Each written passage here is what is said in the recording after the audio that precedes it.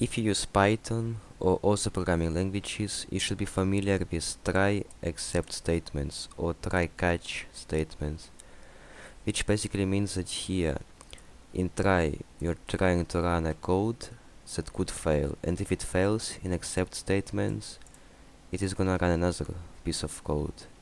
But if this doesn't fail, it's gonna skip this part. So in Bash, this doesn't actually exist, try and except statements, but you can still use them in other way. So let's go to our Bash script. So first of all, to use it you would open your curly brackets and inside write code that could fail. And before a new line you should add this AND operator, which means if this fails, this won't run. If you don't add this command, even if it fails, this second command will still run.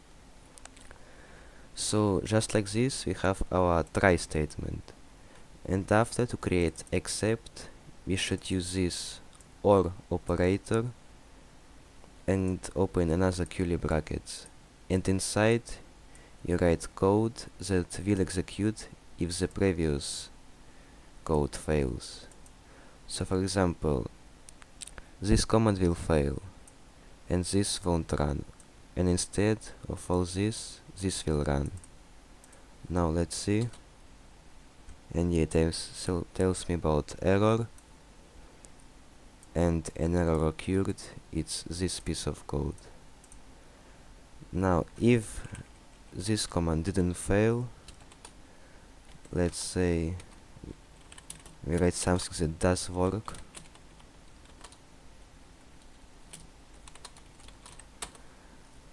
These two commands will execute, or this piece of code, this block will execute, and this one won't. Here, as you can see, it's these two pieces of code. So that's it. It's pretty easy to use.